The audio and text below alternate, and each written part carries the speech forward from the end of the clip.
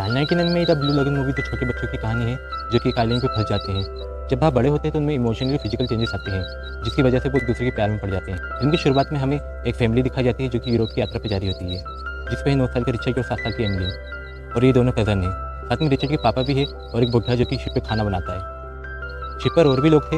अचानक शिप पर आग लग जाती है तो फ्रेगी जो कि शिप पे कुक था वो बच्चों को लेकर एक छोटी सी बोट पे बैठ जाता है। बाकी लोग भी बच जाते हैं और शिप जलने की वजह से चारों तरफ धुआं हो जाता है और फ्रेगी उनसे काफ़ी दूर निकल जाता है। अब फ्रेगी से विशाल समुद्र में अकेला था और उसके साथ 2 छोटे बच्चे भी थे। एक सुबह जब एमिली की आँख खुलती है तो अपने सामने वो एक खूबसूरत और हरे भरे आइलैंड को देखती है और फ्रेगी और रिचर्ड को जगाती है। इसे फ्रेगी बहुत खुश हो जाता है, नाव को आइलैंड की तरफ मोड़ता है और ये लोग आइलैंड पे पहुंच जाते हैं जहाँ तरह तरह के पक्षी थे, पीने के लिए पानी था और खाने की भी कोई कमी नहीं थी, जिससे वो तीनों काफ़ी खुश हो जाते हैं। कम से कम अब यहाँ जिंदा रह सकते हैं जब तक उन्हें कोई मदद नहीं मिल जाती है। तभी फ्रेगी की रम देखता है जिसमें कि रम भरी हुई थी।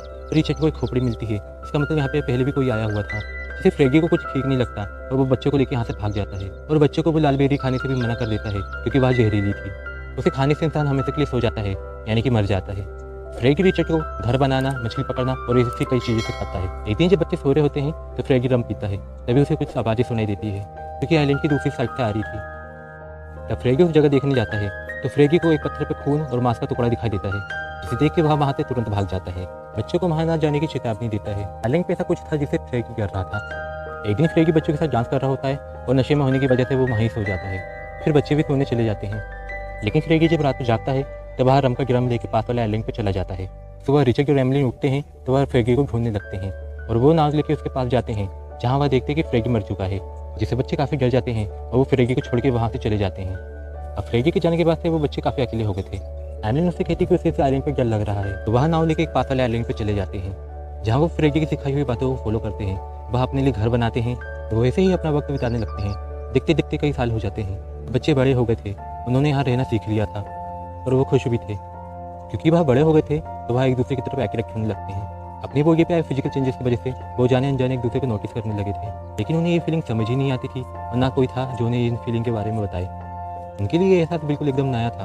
एक दिन जब एमिली पानी में स्विमिंग कर रही होती है तो वह पानी में ब्लड देखती है, जिसे देख के वह डर जाती है और वह तुरंत रिचर्ड को आवाज़ लगाती है।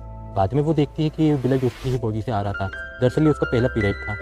जब रिचर्ड वहाँ आता है तो वो पानी में ब्लड देखता है और एमिली से कहता है कि क्या हुआ, लेकिन एमिली ने उसे यहाँ से चले जाने के लिए कहती है। बाद में रिचर्ड एमिली से पूछता है कि वो ब्लीडिंग क्यों हो रही थी, लेकिन एमिली कहती है कि उसे कुछ नहीं पता।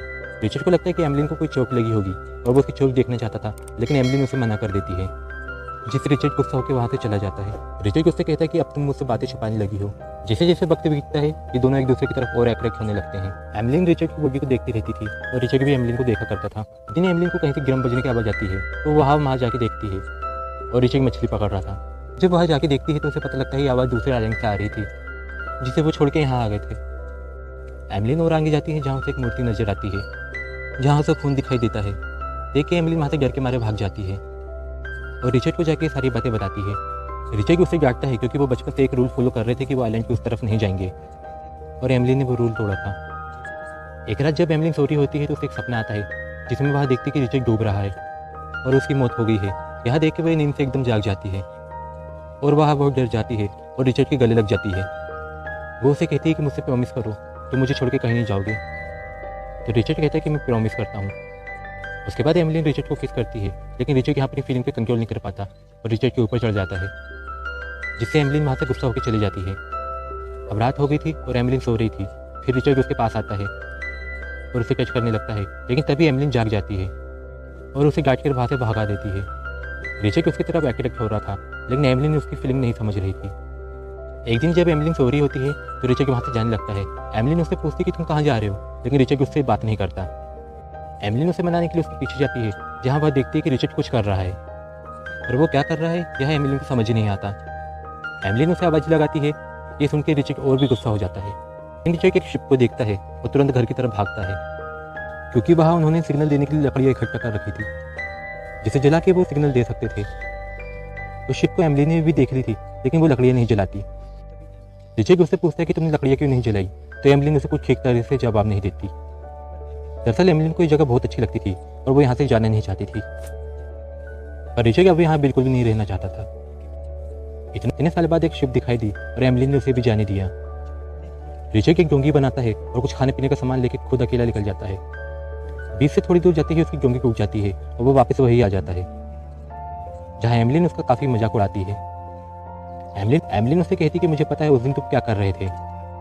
रिचर्ड कहता है ये गलत है, तुम मुझे छुप छुप के देखती हो। एमलिन उससे कहती कि तुम भी मुझे देखते हो जब मैं बिना कपड़ों की होती हूँ। रिचर्ड उसका मजाक उड़ाता है और नारियल अपनी छाती पर रख के उसे चिढ़ाने लगता है, जिससे एमलिन गुस्से से उसके सर पे एक नारियल मारती है। बदले में रिचर्ड भी उसे एक थप्पड़ लगाता है और घर जाके एमलिन का सारा सामान घर से बाहर फेंक देता है। वो कहता है ये घर को मैंने बनाया है और तुम यहाँ नहीं रह सकती। इस वजह से एमलिन को एक छोटी सी गुफा पे रहना पड़ता है और ऊपर से बारिश भी हो रही थी। इस झगड़े की वजह से वो दोनों एक दूसरे से अलग हो गए थे और एक दूसरे से बात भी नहीं कर रहे थे। इसी दौरान एमलिन उस स्टैचू पे फूल रखने जाती है क्योंकि वो उस स्टैचू को गॉड मानती थी। जब एमलिन वापस आ रही होती है तो उसका पैर एक जहरीली मछली पे पड़ जाता है, जिससे वह बहुत बीमार हो जाती है। अब कई दिन से रिचर्ड ने एमलिन को नहीं देखा था, तो वह उसे देखने के लिए उस गुफा पर जाता है, जहाँ वो एमलिन की हालत देख के उसे पूछता है कि तुम्हें हुआ क्या है। एमलिन कहती है मेरा पैर एक मछली पर पड़ गया था जो किसी पत्थर की तरह लग रही थी। एमलिन की ऐसी हालत देख के रिचर्ड को भी डर लग रहा था। एमलिन उसे कहती कि मुझे कोर्ट के पास ले चलो, जहाँ रिचर्ड उसे लेकर उसे स्टैचू के पास जाता है, जहाँ वह दुआ करता है कि एमलिन जल्दी से ठीक हो जाए। अब थोड़ी देर आराम करने के बाद एमलिन ठीक हो जाती है। अब वह अपनी बहस को भुला के बातें करने लगे थे। अब वह फिर से एक दूसरे के साथ टाइम स्पेंड करने लगे, बल्कि अब वह तो कुछ ज़्यादा ही साथ रहने लगे।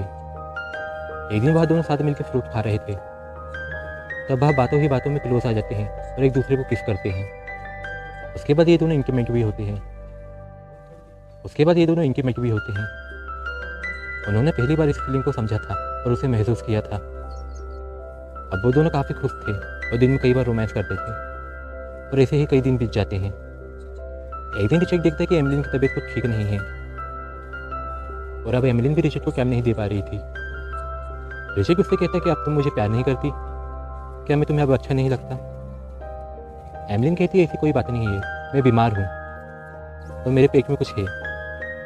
रिचर्ड एमलिन के पेट पे हाथ रखता है तो उसे कुछ मूवमेंट महसूस होती है। वह एमलिन से पूछता है कि तुमने इस तरह से अपना पेट कैसे हिलाया। एमलिन कहती है ये मैंने नहीं हिलाया, ये अपने आप हो रहा है। दरअसल एमलिन प्रेग्नेंट थी, पर वो दोनों इस बात से अनजान थे। एक शाम रिचर्ड को कुछ आवाज़ आती है तो वह तुरंत भागकर वहाँ दिखता है, जहाँ वो देखता है इस आइलैंड में उन दोनों के अलावा और भी कोई था। दरअसल वो यहाँ के स्थायी आदिवासी थे जो यहाँ अपनी रस्म पूरी करने आते थे और वो अपने दुश्मन की बलि अपने भगवान को चढ़ाते हैं।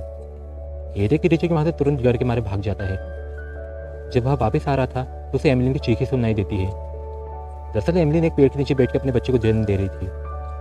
वह एक बच्चे को जन्म देती है, जिसे देख के वो दोनों काफ़ी खुश हो जाते हैं और उसे घर ले आते हैं, जहाँ वो बच्चा रो ही जा रहा था। रिचर्ड कहते हैं बच्चा भूखा है, वो उसे खाना और पानी खिलाने की कोशिश करते हैं, पर इतना छोटा बच्चा ना तो ये चीज़ें खा सकता था ना ही पी सकता था। दोनों को समझ नहीं आता कि वह क्या करे। तब एमलिन उसे अपनी गोद में लेकर अपना दूध पिलाने लगती है, जिससे वह बच्चा शांत हो जाता है। वह एक लड़का था और उन्होंने फ्रेगी के याद में उस बच्चे का नाम भी फ्रेगी रखा था।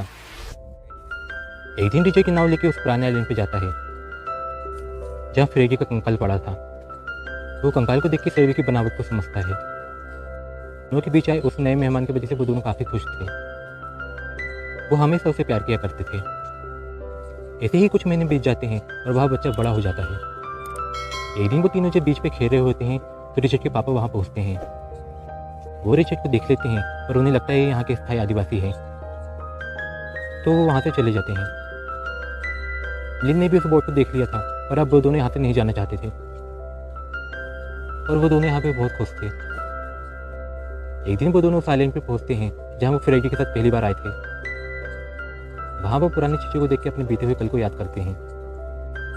इस बीच वो बच्चा वह जहरीली बेरी को तोड़ के उस बोट पर रख लेता है, जिसका उन दोनों को कुछ पता नहीं था। वापस आते वक्त वो बच्चा गलती से नाव की पतवार को पानी पर गिरा देता है, तो एमलिन उसे लेने की कोशिश करती है, लेकिन वह उस तक नहीं पहुंच पाती है। तो वह रिचर्ड को आवाज़ लगाती है, जो कि कुछ फ्रूट्स लेके आ रहा था। वो आता है और पानी पे कूद जाता है। तभी एमलिन देखती है कि उसके पीछे एक शार्क आ रही थी।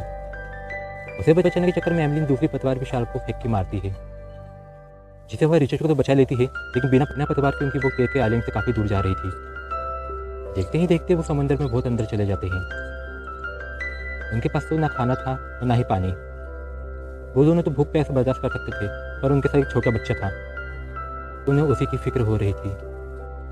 ऐसे ही दिन बीत जाता है और भूख की वजह से वह बच्चा वो बेरी खा लेता है, जिसे एमिलिन देख लेती है, पर अब कोई फ़ायदा नहीं था।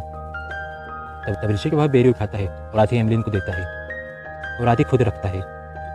वह फैसला करते हैं कि उस बच्चे के साथ वो भी अपनी जान दे देंगे, पर वह बच्चा अभी भी जिंदा था और वह सोया हुआ था, क्योंकि उसने बहुत कम बेरी खाई थी।